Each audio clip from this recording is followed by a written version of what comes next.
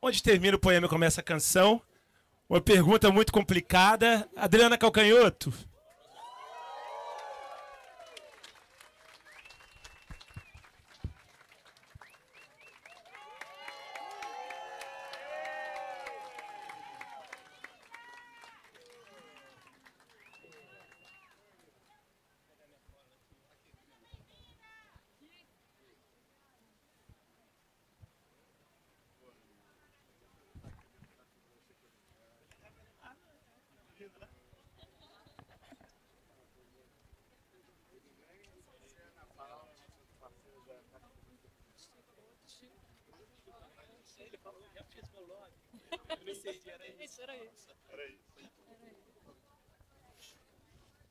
Bem, vamos começar então citando o Arnaldo Antunes, que na quarta-feira, na conferência de abertura dessa festa, falou da enfadonha discussão, afinal de contas, o que é música, o que é poema, onde começa a canção, termina o poema, porque há uma classificação hierárquica, tentam fazer, né, Adriana, uma classificação hierárquica entre quem acredita, quem escreve letras de música, uma diferenciação e quem faz poema. A primeira coisa que a gente quer dizer aqui é que essa pergunta, onde termina o poema e começa a canção, é só retórica, era só para trazer vocês para cá.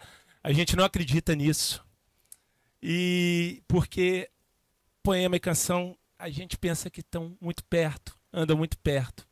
Por isso a gente começa falando daquele que foi o primeiro a romper essas barreiras de forma radical, um poeta sem amarra, Vinícius de Moraes, que decepcionou muita gente, né, Adriana? Sim. Oi para todo mundo. A questão é assim, o Arnaldo fala com razão que é enfadonho, porque é quando se fala que talvez o poema que está no livro seria hierarquicamente superior à letra de música. Mas acontece que o poema, quando ele começa a ser transmitido oralmente. Não existe o livro, não existe a escrita quando os poemas começam. Então, as melodias é que são, antigamente, o que hoje se chama de livro, né? Então, não tem muito esse sentido. Eu gosto de você dizer que Vinícius é um poeta e é um homem, né? É um ser sem amarra de nenhum tipo. Então, é enfadonho, mas é bom porque traz a gente para conversar sobre isso, né? Para discutir essas questões. O Vinícius era um poeta, ganhou uma bolsa para estudar poesia em Oxford, foi lá e não é à toa que ele escreveu sonetos perfeitos, é porque ele estudou poesia, estudou como escrever sonetos. E aí, segundo Zé Snick, ele é um poeta que vai decepcionando cada coisa que ele faz, ele decepciona os puristas daquilo que ele fez. Então, quando ele é um grande poeta, um alto poeta, ele larga esse tipo de poesia e vai fazer canção, e aquilo que a gente conversou ontem, ele era também diplomata, então ele também decepciona o mundo o Rio Branco e os colegas dele, e aí ele vai fazer a bossa nova, e quando todo mundo espera que ele faça então bossa nova, ele vai fazer os afro-sambas, decepciona as pessoas da bossa nova, e quando todo mundo está esperando que ele faça então afro-sambas, ele já não está fazendo afro-sambas, e segundo Zé Miguel Wisnik, ele está sempre decepcionando todo mundo, os puristas dele, Vinícius, e, portanto, ladeira abaixo. É o cara mais livre que tem. E, segundo os colegas dele, Carlos Drummond disse isso, de nós todos, ele foi o que viveu, que é diferente de escrever poesia, é viver poesia, né? Vinícius foi esse cara. Então, essa discussão da letra de música e do poema, portanto, ser superior à letra de música, é uma discussão infrutífera. A única coisa que tem é que a letra de música ela está a serviço daquela melodia. Ela não pode ser maior do que a melodia, menor do que a melodia. O poema, que não está ligado à melodia, que não é letra de canção, ele não está subordinado a coisa nenhuma. Então, há quem defenda que este poema, portanto, ele é mais livre porque ele não está a serviço da melodia. A poesia não está a serviço de coisa nenhuma, nem literatura é. E aí é que algumas pessoas vão dizer, bom, o poema que está atrelado à música, ele está atrelado à música, ele tem esse compromisso. É um poema cantado. Ele é um poema cantado, mas os poemas eram cantados. Os poemas de Safo, os fragmentos que a gente tem, Alckmin, enfim, todos os poemas da Grécia, que jamais foram escritos nesse nível, depois daquilo, eles eram canções. Os poemas de Safo eram canções, ela era uma compositora. Então, depois veio a escrita, depois veio o livro. Então, ontem nós também conversamos sobre isso. Qual a melhor maneira da gente decorar um texto? É através da música. Por que eu sei a receita do Big Mac? E todos nós, a gente podemos tentar? 2 hambúrgueres, alface, queijo, molho especial, cebola, picles, num pão com gergelim. Não é poesia, mas é música. É por isso, é isso. E nesse ladeira abaixo do Vinícius com os puristas, ele chegou na música infantil, Adriano. Por quê? Ele chegou na música infantil, quer dizer, ele primeiro escreveu os poemas. A Arca de Noé é um livro, que depois é musicado. Mas é uma resposta para os filhos, Susana e Pedro, que perguntavam para ele o que é poesia.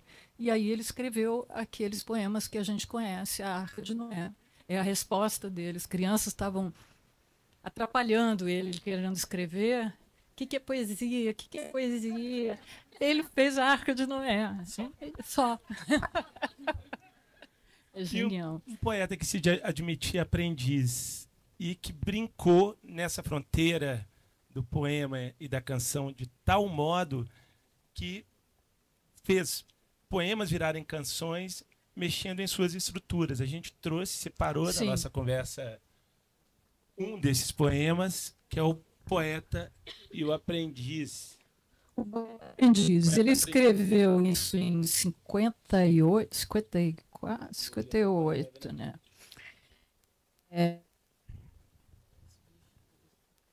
Esse dos objetos está. Ele escreveu no microfone. Ele. Perdi a página agora.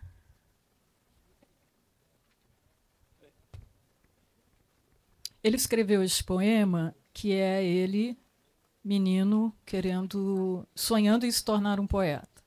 E ele colocou esse poema nas antologias dele, que ele fez, esse poema sempre está.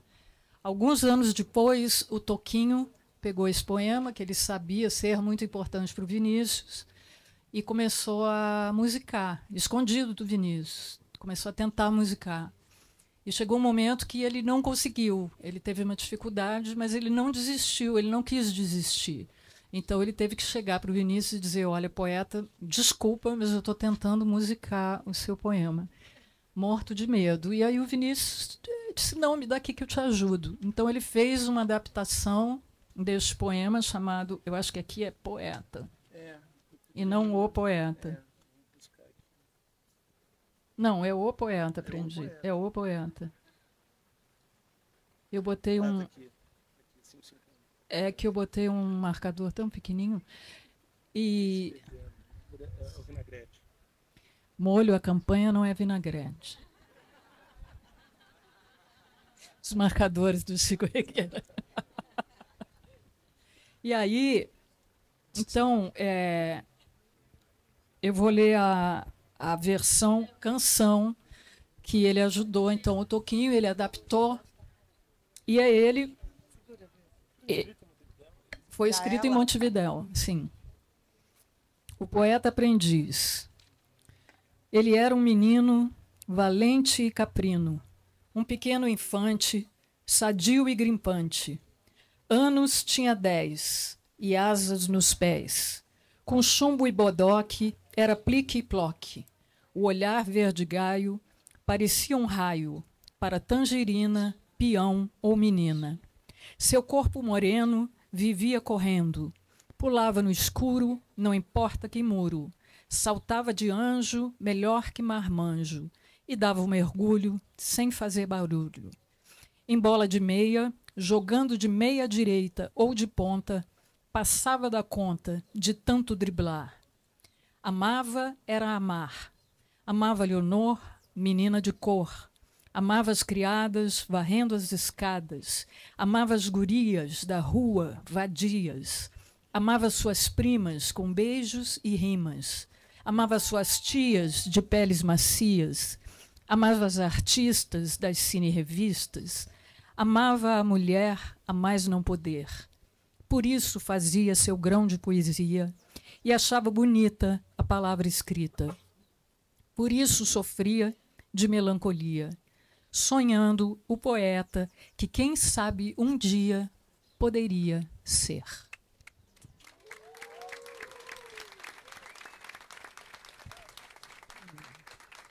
Eu imagino o Vinícius olhando no espelho e vendo a vida passar. Não é? Né? A vida no retrovisor, depois de já poeta. Já sofria de melancolia, menino, e justifica por ser poeta, né? A alma dura. Esse poema foi escrito em Montevidéu e Vinícius tem uma importância muito grande na vida de um outro poeta. Olha o mosquito que não... Né? Mosquito sem visto, entra na boca. Mas o Vinícius tem uma importância muito grande na vida de um outro poeta que a gente trouxe para essa discussão, né, Adriana? Link Montevideo atravessando o Rio da Prata, chegando em Buenos Aires. Ele encontra o Ferreira Goulart, que estava exilado. E aí lá ele tem contato com um poema que é fundamental na construção da poesia contemporânea brasileira, o poema Sujo. O Ferreira Goulart estava, depois de muito tempo no exílio, indo de país em país, estava na Argentina e já não aguentava mais. Quando o Vinícius chega lá e o Goulart mostra para o Vinícius o poema Sujo, que ele já tinha escrito, e o Vinícius ele lê para o Vinícius o poema Sujo. O Vinícius fica absolutamente encantado e diz para ele que ele faz uma piada, ele diz: você é o novo Gonçalves Dias, ele está sacaneando. Mas ele acha que, a partir do poema Sujo, o Goulart está na hora do Goulart voltar para o Brasil, porque está na hora do Goulart voltar para o Brasil, e o Goulart voltando para o Brasil está na hora de outro Brasil, né? Então, ele organiza uma coisa, junta pessoas para que todo mundo ouça a leitura do poema. O Goulart vai ler de novo. Então, eles pegam um Nagra, que é um gravador de cinema, um troço grande assim, várias pessoas assistindo, e o Goulart lê o poema, e o Vinícius põe essa gravação na mala diplomática do neto para que chegue no Brasil sem que ninguém mexa naquilo, e aquilo vai direto para a editora e é transcrito, e isso faz com que então o Goulart volte para o Brasil, acabe o exílio do Goulart, e com o final do exílio do Goulart, isso significa muito para o Goulart, mas significa muito para o Brasil, né? Para a poesia e para o Brasil, no momento em que está vivendo, aquilo muda também, a volta do Goulart muda. O Goulart me contou uma coisa que, nessa época, ele e outras pessoas que estavam exiladas, que estavam em Buenos Aires, já estavam pirando. Ele conta assim, ele disse: a gente já estava tão doido que um dia eu não me lembro quem, mas chegou na casa do Goulart e disse assim: cara, eu vi um lugar que tem suco de cajá. Aí o Goulart disse: suco de cajá em Buenos Aires? Ele disse: eu te juro que eu vi um lugar que tem suco de cajá. Disse: você está doido, cara, você está pirado. Não, eu vou te mostrar, vamos lá. Aí foram até o lugar, era Carra. Eu disse: não, realmente está na hora de voltar para o Brasil. Não tem nada mais vai acontecer aqui. E aí, enfim, a gente pode imaginar o Vinícius naquele momento, o Goulart está sozinho, não digo, tem esses malucos que estão ao redor, mas ele está longe do Brasil. E aí as notícias que ele recebe são as piores possíveis do Brasil. Ele está longe da família, ele está longe dos filhos, ele está longe... quando ele sai, ele conta isso, né, nas memórias dele, no Rabo de Foguete, que ele está brincando com o gato dele na sala, quando toca o telefone e alguém diz assim: Goulart, pega aí 2 camisas, tua escova de dente e vaza. E nunca mais ele vê ninguém, e ele fica escondido num quarto de empregada de um apartamento de um, depois ele vai para outro lugar, depois ele vai para a Rússia, acaba tudo, vira um inferno a vida, né? Então, aí o Vinícius chega lá e ouve. E agora, onde é que está? Segura aqui para mim. Mini marcador. Mini marcador. Eu fui organizar e estraguei tudo. Né? Poder de um vinagrete. Aqui, ó. Achou? Aí ele ouve assim: turvo, turvo, a turva mão do sopro contra o muro escuro, menos, menos, menos que escuro, menos que mole e duro, menos que fosso e muro, menos que furo, escuro, mais que escuro, claro, como água, como pluma, claro, mais que claro, claro, coisa alguma e tudo, ou quase, um bicho que o universo fabrica e vem sonhando desde as entranhas. Azul era o gato, azul era o galo, azul o cavalo, azul teu cu. Daí vai.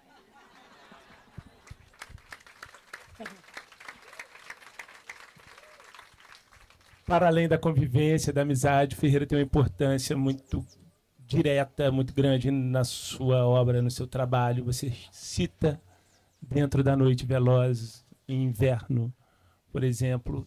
Qual a influência da poesia de Ferreira Goulart na sua obra artística? Eu assisti Ferreira Goulart, que era um homem que gostava de se chamar o homem do povo, né? Ele dava muitas entrevistas na TV educativa, na TV aberta. Desde a minha infância eu via o Goulart, aquele homem com aquela cara, aqueles cabelos, dizendo loucuras que mudavam a minha vida, até a entrevista seguinte dele, onde ele dizia mais loucuras e eu ficava com aqueles ossos para roer. E depois eu fui entrando pela poesia dele, mas o jeito que a poesia dele entrou na minha vida foi, e aí a maravilha aqui do Brasil, que a gente banaliza um pouco, mas que é a alta poesia que a gente pode fruir pela rádio. Um dia eu estava, que era minha tarefa em casa, na adolescência, lavar a louça do almoço, enquanto a minha mãe dormia para ir dar aula na universidade. Então, como ela estava dormindo, que já tinha dado aula de manhã, depois do almoço, eu tinha que lavar a louça baixo. Eu aprendi uma técnica para lavar a louça sem fazer barulho. Então, eu botava o rádio muito baixinho. E aí, um dia eu ouvi Traduzir-se, cantado pelo Fagner. Porque ali eu ouvia, naquela rádio, eu ouvia as canções. Era uma rádio em Porto Alegre que tocava só música brasileira, o que já era em si uma África.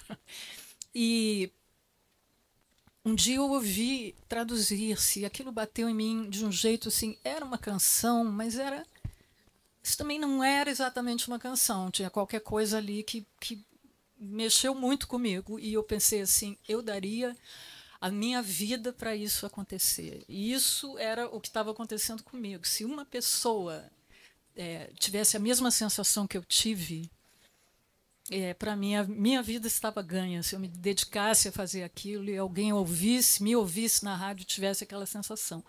E eu dei a minha vida para isso. E foi a partir do Traduzir-se, que era o Fagner que musicou um poema do Goulart. Então, e a partir daí eu ouvi muitas outras coisas. O Fagner musicou Flor Bela Espanca, o Fagner musicou poemas. Cecília Meirelles. E nessa rádio tocava o próprio Vinícius, que tinha, além de ser um poeta, tinha uma voz, tinha na voz do Vinícius uma certa autoridade, uma coisa que eu ouvia, que nem quando a gente ouve Bob Dylan e pensa assim, esse cara sabe uma coisa que eu não sei. E tudo isso era poesia, na verdade, que eu ainda não... Na infância eu li muita coisa, li os livros de Clarice Lispector para criança, mas não era poesia, era prosa, era outra coisa. Então, eu ouvi o Ferreira Goulart e ouvia ele dando as entrevistas, e aí consegui linkar aquele cara maluco que dizia aquelas loucuras nas entrevistas com aquele poema, o Traduzir-se, o que ele estava dizendo ali naquela canção, enfim. E aí, depois, no Rio de Janeiro, vim morar no Rio de Janeiro e tudo, e fiquei amiga dele, amiga pessoal, e fizemos colaborações. Eu musiquei poemas dele, de gato. A gente tinha, além dos poemas, tinha esse assunto comum, que eram os gatos. Fizemos vários saraus, coisas juntos, muitas conversas sobre poesia, enfim. E esse ponto eu tenho uma certeza própria, que não é uma certeza, obviamente, mas eu acho que pelo tamanho do Brasil e o nosso consumo de música, somos um país extremamente musical, ao mesmo tempo um país que lê pouco. Hoje estava entrevistando o diretor artístico da Flip, dizendo que o mercado ainda é muito pequeno, o mercado editorial, e claro, isso aqui é uma bolha. Mas o que a gente consome de poesia sem saber, que as pessoas consomem de poesia sem saber, em forma de canções, né? Porque temos poetas que escreveram, se dedicaram. Wagner, quando quis traduzir um sucesso latino-americano, Boburras de Amor, que quem dera ser um peixe, chamou Ferreira Goulart para fazer essa tradução. E, com medo da crítica, o argumento do Wagner é: quem irá criticar o maior poeta brasileiro por fazer uma versão como essa? Né? E são poetas muito corajosos, porque se despem totalmente da aura de a poesia, uma coisa superior, e popularizam essa poesia. Isso é muito importante na nossa formação, na nossa capacidade como país de admirar o belo, né, Adriana? Você quer seguir o Traduzir-se? Você quer ler? Sim, deixa eu ler o Traduzir-se. Aliás, a gente marcou um outro aqui também dele, curtinho, que é o Madrugada. Do fundo de meu quarto, do fundo de meu corpo, clandestino, ouço, não vejo, ouço, crescer no osso e no músculo da noite, a noite. A noite ocidental, obscenamente acesa, sobre meu país, dividido em classes. Agora o Traduzir-se. Uma parte de mim é todo mundo. Outra parte é ninguém. Fundo sem fundo. Uma parte de mim é multidão. Outra parte, estranheza e solidão. Uma parte de mim pesa, pondera. Outra parte, delira. Uma parte de mim almoça e janta. Outra parte se espanta. Uma parte de mim é permanente. Outra parte se sabe de repente. Uma parte de mim é só vertigem. Outra parte, linguagem. Traduzir uma parte na outra parte, que é uma questão de vida ou morte. Será arte?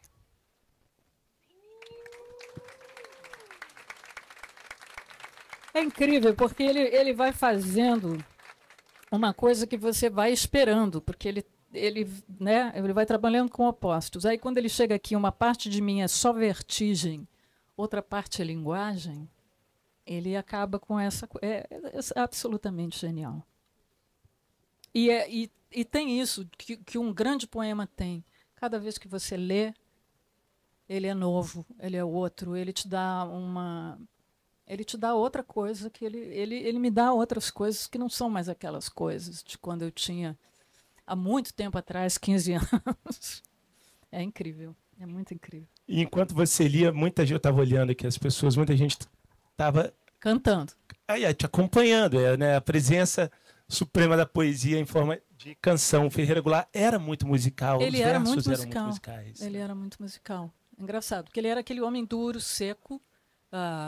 Não poderia ser diferente, porque a vida dele foi dura e foi seca, mas ele tinha uma ligação. E ele dizia uma coisa interessante, porque alguns poetas não gostam de música. João Cabral não gostava de música. É muito difícil, só mesmo Chico Buarque para musicar João Cabral. Os poemas, eu julgo que os poemas do Elcanaã Ferraz são dificílimos de serem musicados, embora o Elcanaã seja um poeta. Ele gosta muito de música, ele canta, é afinadíssimo. Tarará. E lê em voz alta. Lê em voz alta, tem muita musicalidade. E as pessoas, quando perguntavam para o Goulart sobre essa questão da música e da poesia, ele dizia assim: todo poema melhora musicado. há controvérsias. Pode musicar mal um poema.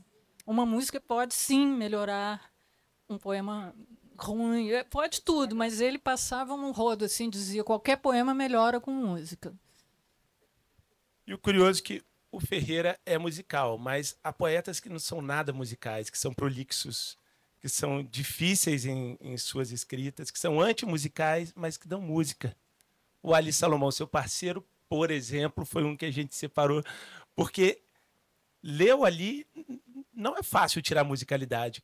Por outro lado, tem sucessos e sucessos, que são poemas que foram escritos para serem poemas, jamais canções, e viraram por insistência ou por destino. Bom, insistência ou destino não se sabe. Caetano, Jades Macalé, algumas pessoas conseguiram musicar o Ali. Uma coisa é você musicar um poema do Ali que já existe. Você pega no livro e musica. Trabalhar com ele como parceiro é um inferno, porque ele tinha uma coisa. Todo poeta fica trabalhando o poema, nunca está bem pronto e tudo. Mas para o Ali não existia o que se chama cortar no poema. Muitos poetas, o Drummond, o próprio João Cabral, os poetas gostam de cortar, é cortando que você vai trabalhando o poema. Para o Ali, não. Então, você começa a parceria com ele. No dia seguinte, você estruturou, esqueletou aquele poema que a gente começou junto. Ele começa, ele que propõe. Dentro de uma melodia que impõe o ritmo às palavras. Impõe o ritmo. Ele mandou aquele troço ali, aquele trecho. Então, pode ser que ele mude, ou seja, pode ser que ele corte, mas não. No dia seguinte, ele manda 2 laudas mais. Aí você fala, mas... Aí, se você bobear, no outro dia ele manda mais uma. E uma hora você diz assim, Ali, chega. Nossa canção é isso aqui, tudo mais que você quiser enfiar nesse poema, problema seu, você muda de nome, bota no seu livro. A nossa canção é isso aqui. Mas, por exemplo, enquanto eu fazia a Fábrica do Poema, que ele disse, você não vai conseguir. E ele tomou aquilo para ele e ele ficou botando mais coisas. E se você olhar nos livros, meio que cada versão da Fábrica do Poema tem algumas palavras que não estão na canção, porque eu desisti dele e musiquei a primeira versão que ele me mandou, porque eu sabia que ele tinha feito um poema para a Lina Bardi, e eu queria fazer alguma coisa para a Lina Bardi, porque eu estava lendo o livro dela. Eu falei, Ali, eu sei que você fez um poema para a Lina Bardi. Não está pronto. Eu falei, sei que não está pronto. Mas lê para mim. Ele leu no telefone e, quando ele acabou a leitura, eu entendi o que era a música. Eu fiquei com a música dele na cabeça e o que eu acho que eu fiz foi só transmitir, só botar assim, no violão aquilo que eu ouvi dele no telefone. Enfim, aumentando, era uma coisa viva, vamos dizer, né? Ele ia aumentando. E tem coisas muito redondas. Você lembra o Cobra Coral? É uma coisa que o Caetano botou música, nem parece ser um poema do Ali, de tão redondinho que ficou. Curto. As coisas da Morbeza Romântica com Macalé também são canções, né? A poesia do Ali também tem muitas fases, né? Desde o Me Segura, que vou dar um troço, cada livro também tem uma cara. As canções são diferentes, assim. Nascem canções de poemas imusicáveis. Vamos pro Fábrica do Poema? Vamos. Eu queria uma toalha. Obrigada, Nani. Aqui. Nani salvou. Falou em o Ali, alguma coisa acontece. Mas...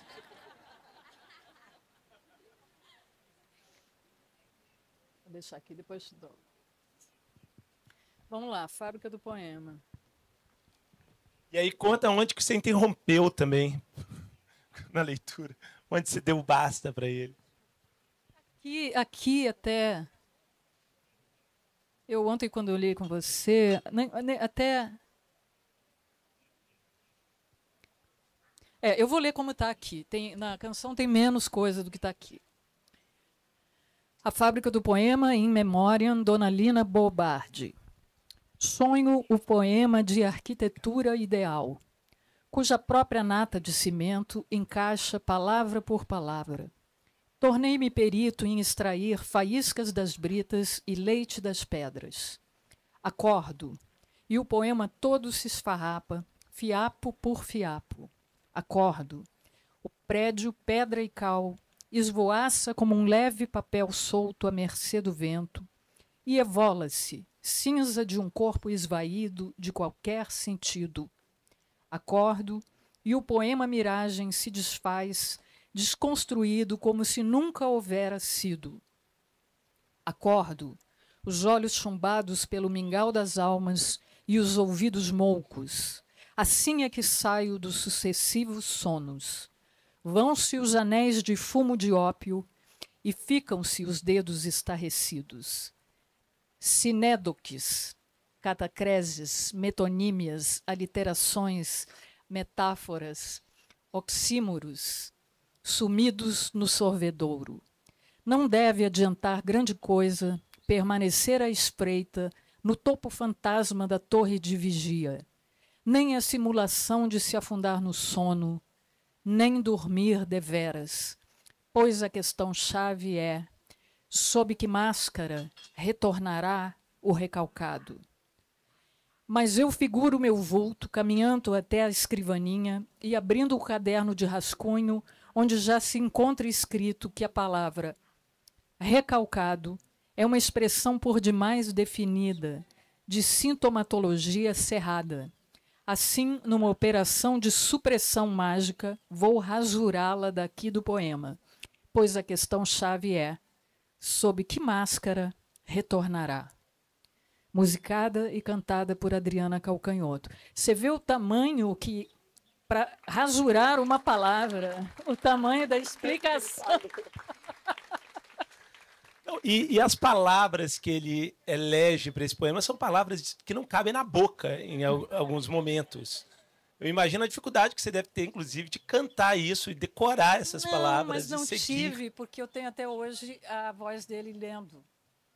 Essa melodia ficou guardada para mim. Então, ele leu para dificultar, mas eu fiquei com aquilo.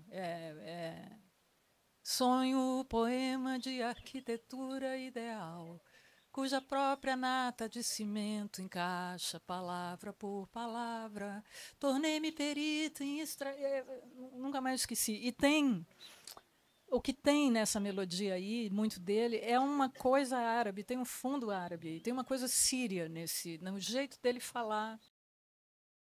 Mas já o Cícero diz que ele é poeta, então ele precisa de uma forma dada, porque ele é poeta, ele quer contar sílabas, então ele quer que você dê a melodia que ele vai dar a palavra final.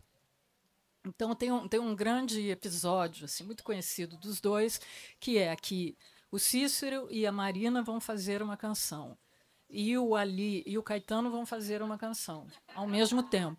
Então, a Marina vai mandar a melodia, o Cícero fica esperando. Mas o Ali precisa começar para mandar para o Caetano. E eles se ligam todo dia. E aí, já começou? Não, não comecei. Ah, pá. Aí no outro dia, começou? Você começou? Não, eu não comecei. Não, também não. Aí a Marina, pessoa organizada, metódica, virginiana, seríssima, manda a melodia para o Cícero. Então o Cícero começa antes, claro. E aí, você começou? Comecei. Começou? Comecei. Marina mandou a melodia, comecei. E como é? É assim: eu gosto de ser mulher. Ah, mas é autobiográfico? Puto, porque aí quem é que começa? Quem é que dá a última palavra? Quem é o músico que se vire, entendeu?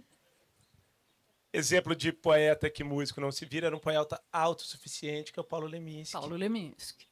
Paulo Leminski era músico, tocava, e as canções que a gente conhece, os dois casos mais clássicos assim, é no disco do Caetano, a canção Verdura. De repente me lembro do verde, a cor verde é a mais verde que existe, a cor mais alegre, a cor mais triste, o verde que vestes, o verde que vestiste. Todo mundo acha que, eu também achava no começo, todo mundo acha que é o Caetano musicando um poema do Paulo Leminski, mas não é, é uma canção de Paulo Leminski. Esse é o poeta que ele também é músico e produz canções, letra e música.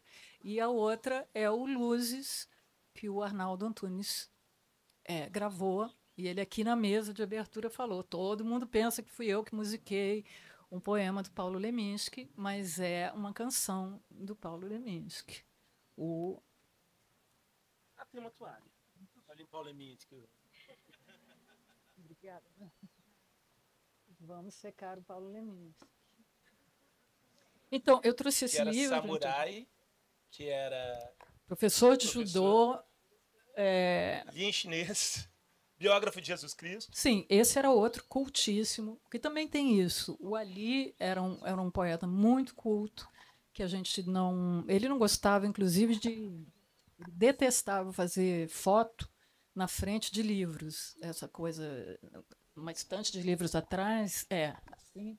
Ele odiava, ele fazia as fotos no Jardim Botânico, com plantas atrás e tudo. Então, essa coisa da imagem, as pessoas ficaram sem entender que ele era um poeta culto, porque ele se recusava a fazer foto. Gritava muito. Gritava muito. E a canção do Paulo Leminski, acenda a lâmpada às 6 horas da tarde. Eu não vou saber cantar. Acenda a luz dos lampiões, inflame a chama dos salões. Não sei cantar. Fogos de línguas de dragões, vagalumes numa nuvem de poeira de neon. Tudo é claro, a noite assim que é bom. A luz acesa na janela lá de casa, o fogo, o foco lá no beco e o farol. Esta noite vai ter sol. Esta noite vai ter sol. Esta noite vai ter sol.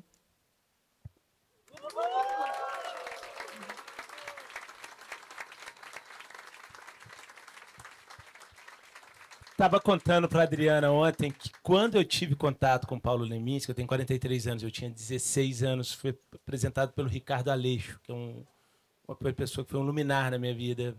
Tive a sorte de conhecer jovem. O Paulo Leminski era um poeta considerado muito difícil. Ele era um poeta hermético, visto como um cara hermético, com uma literatura complicada, os haikais eram tão inacessíveis. E ele...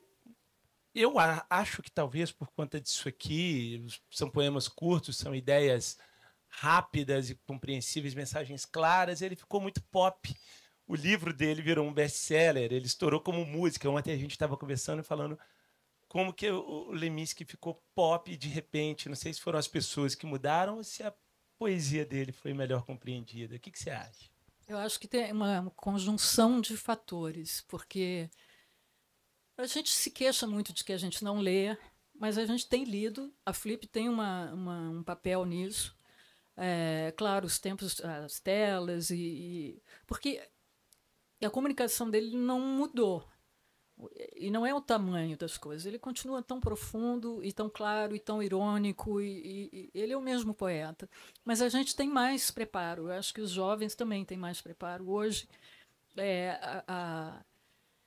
tem mais poesia sendo musicada, tem mais poetas, compositores, eu acho que tem mais preparo para receber a obra dele, e o livro, que até a gente não trouxe, a edição da Companhia das Letras, que foi um fenômeno de vendas. Nunca um livro de poesia no Brasil vendeu tanto quanto a obra reunida do Leminski. Foi realmente um fenômeno, desses que a gente realmente não consegue entender. Eu não acho que são só os meios, sabe? Não acho que é só a questão das telas. Eu acho que tem mais questões, mais fenômenos que talvez a gente não possa compreender vivendo o tempo, sabe? A gente tem tempo, falar em tempo, então temos que, no nosso tempo, seguir para a reta final, mas a gente deixou um poeta hitmaker por último. Estava lendo esse livro antes de vir para cá e comentei com a Roberta que Esse livro você lê e canta ele quase todo, porque ele é um livro de poesia, ele não é um livro de letras, né, Adriana? Não, ele não quis fazer o livro de letras, ele quis fazer os poemas reunidos. Aí foi massacrado por nós para botar pelo menos algumas das letras e cedeu e colocou algumas letras aqui. Qual foi sua primeira parceria com Antônio Cícero? Foi Água Perrier. Foi Água Perrier. Como que aconteceu? Ah, Lembra?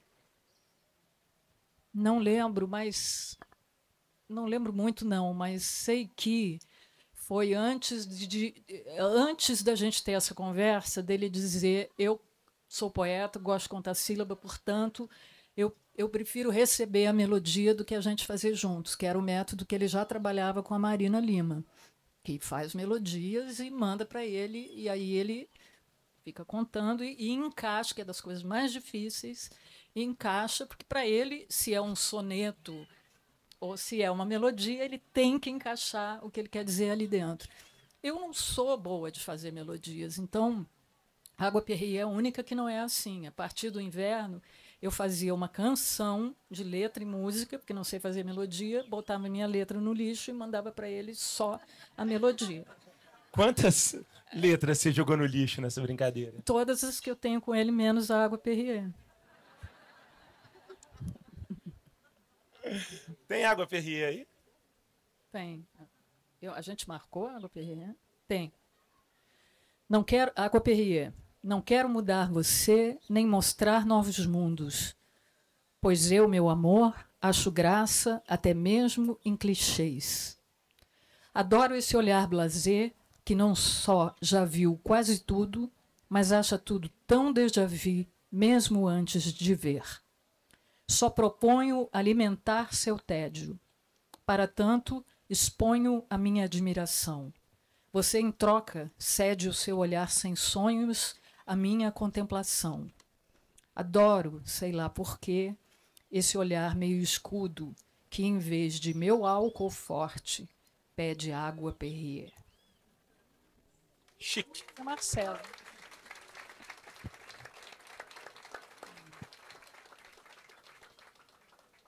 Aqui, já que o livro está aberto e a gente está agora galopando no tempo, Inverno foi a segunda parceria e foi um grande sucesso. Inverno, então, eu fiz uma canção com letra e música, botei a letra no lixo, mandei a melodia para ele e gravei no estúdio uma melodia, gravei a base, bateria, tudo, fazendo lá. Fiquei esperando a letra, que não vinha, mas deixei lá tudo pronto. Aí um dia cheguei em casa, pisoteei umas folhas de fax, aí era a letra Inverno, a Suzana Moraes. No dia em que fui mais feliz, eu vi um avião se espelhar no seu olhar até sumir. De lá para cá, não sei. Caminho ao longo do canal, faço longas cartas para ninguém e o inverno no Leblon é quase glacial. Há algo que jamais se esclareceu. Onde foi exatamente que larguei, naquele dia mesmo, o leão que sempre cavalguei?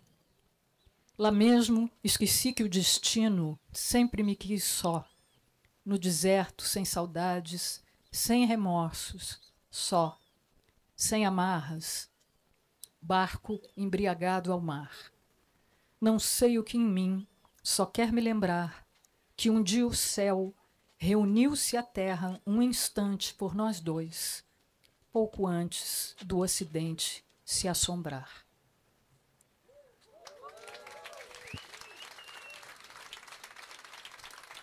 Bruno, você canta muito essa música. Imagino que sair do palco sem cantar essa música não tem show. Mas não era nem isso que eu ia provocar. Eu ia perguntar para você qual é a diferença de ler essa letra e cantar. Eu nunca leio essa letra, é só você mesmo para me botar numa situação dessa. A gente podia cantar, então. Vamos lá. Mas eu conto com ajuda. No dia em que fui mais feliz, eu vi um avião se espelhar no seu olhar até sumir. De lá pra cá não sei, caminho ao longo do canal, faço longas cartas pra ninguém, e o inverno no Leblon é quase glacial. Algo que jamais se esclareceu. Onde foi exatamente que larguei naquele dia mesmo o leão que sempre cavalguei? Lá mesmo esqueci que o destino sempre me quis só. No deserto, sem saudades, sem remorsos, sem amarras, barco embriagado ao mar. Não sei o que em mim só quer me lembrar que um dia o céu reuniu-se à terra, um instante por nós dois, pouco antes do ocidente se assombrar. Não sei o que em mim só quer me lembrar que um dia o céu reuniu-se à terra, um instante por nós dois, pouco antes do ocidente se assombrar. No dia em que fui mais feliz.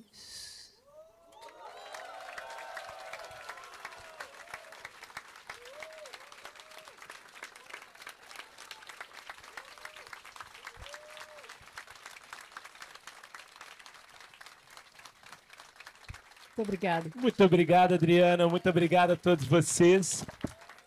A programação da Casa República continua. Amanhã, às 15h, tem de novo aqui com o Simas, Luiz Antônio Simas, e a Maria Ribeiro, às 15h30. Esperamos vocês todos. Obrigado.